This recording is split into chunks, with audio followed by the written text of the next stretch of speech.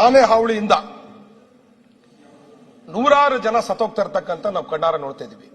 ಸುಮಾರು 75ರಿಂದ 80 ಜನಗಳು ಮನೆಯಲ್ಲೂ ಕೂಡ ಶೋಭಾ ಅಂತಕ್ಕಂಥ ವ್ಯಕ್ತಿ ನನ್ನ ಕ್ಷೇತ್ರದಲ್ಲಿ ಬೆಳಗ್ಗೆ 8 ಗಂಟೆಗೆ ಗೊಬ್ಬರ ಹಾಕ್ತಕ್ಕಂಥ ಸಂದರ್ಭದಲ್ಲಿ ಆನೆ ಬಂದು ಹೊಡೆದು ದಾಳಿಯಾಗಿ ಸತ್ತೋಯ್ತು. ದಿನನಿತ್ಯ ಆನೆಯಿಂದ ಇಷ್ಟೆಲ್ಲ ಸಮಸ್ಯೆಗಳಾಗ್ತಿದ್ರು ಕೂಡ ನಾನು ಮೂರನೇ ವರ್ಷ ನಡೀತಾ ಇರೋದು ಸರ್ಕಾರಕ್ಕೆ ಹಲವಾರು ಬಾರಿ ಮನವಿನ ಮಾಡಿದ್ದೀನಿ ಸಭಾಧ್ಯಕ್ಷೆ.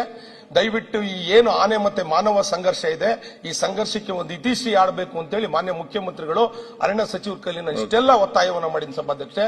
ಆದ್ರೆ ಇವತ್ತನಕ ಪರಿಹಾರನ 15 ಲಕ್ಷ ಇರೋದು 20 ಲಕ್ಷ ಮಾಡಿದ್ದಾರೆ ಬಿಟ್ರೆ ಸಭಾಧ್ಯಕ್ಷೆ ಇವತ್ತನಕ ಯಾರು ಕೂಡ ಜೀವನ ಉಳಿಸ್ತಕ್ಕಂಥ ವ್ಯವಸ್ಥೆ ಸರ್ಕಾರದ ವತಿಯಿಂದ ಆಗಿಲ್ಲ. ಯಾಕಾಗ್ತಾ ಇಲ್ಲ? ಒಂದು ರಾಜ್ಯ ಸರ್ಕಾರಕ್ಕೆ ಅಂದ್ರೆ ಮಾನವ ಸಂಘರ್ಷ ಮತ್ತು ಪ್ರಾಣಿ ಸಂಘರ್ಷಕ್ಕೆ ಆನೆಯಿಂದ ಇಷ್ಟೆಲ್ಲ ಜನ ಬಲಿಯಾಗ್ತಾ ಇದ್ರು ಕೂಡ ಇವತ್ತು ನಮ್ಮ ಭಾಗದಲ್ಲಿ ಇರ್ತಕ್ಕಂಥ ಕಾಫಿ ತೋಟಕ್ಕೆ ಯಾರು ಕೂಡ ಸಾರ್ವಜನಿಕರು ಕೆಲಸಕ್ಕೆ ಬರ್ಲಿಕ್ಕೆ ಹೆದರ್ತಾ ಇದ್ದಾರೆ. ಯಾವ ಟೈಮಲ್ಲಿ ಬಂದು ಆನೆ ದಾಳಿ ಮಾಡುತ್ತೋ ಅಂತೇಳಿ ಯಾವ ಓನರ್ಗಳು ಕೂಡ ತೋಟದ ಒಳಗಡೆ ಹೋಗ್ಲಿಕ್ಕೆ ಸಾಧ್ಯ ಆಗ್ತಾ ಇಲ್ಲ. ಯಾಕೆ ರಾಜ್ಯ ಸರ್ಕಾರಕ್ಕೆ ಬಗೆಹರಿಸಕ್ ಆಗ್ತಾ ಇಲ್ಲ? ಬೇರೆ ಬೇರೆ ದೊಡ್ಡ ಸಮಸ್ಯೆಗಳನ್ನ ಬಗೆಹರಿಸತಕ್ಕಂಥ ರಾಜ್ಯ ಸರ್ಕಾರ ಯಾಕೆ ಈ ಸಮಸ್ಯೆಗಳನ್ನ ಬಗೆಹರಿಸಕ್ ಆಗ್ತಾ ಇಲ್ಲ ಸಭಾಧ್ಯಕ್ಷೆ?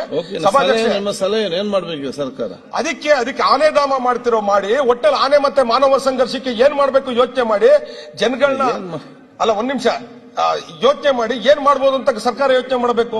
ಸರ್ಕಾರ ನಮ್ ಜೊತೆ ಕೂತ್ಕೊಂಡು ಚರ್ಚೆ ಮಾಡ್ಲಿ, ನಾವು ಸಲಹೆಗಳನ್ನ ಕೊಡ್ತೀವಿ.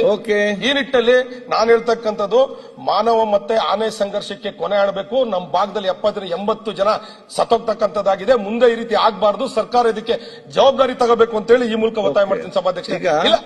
ಮುಗಿತು.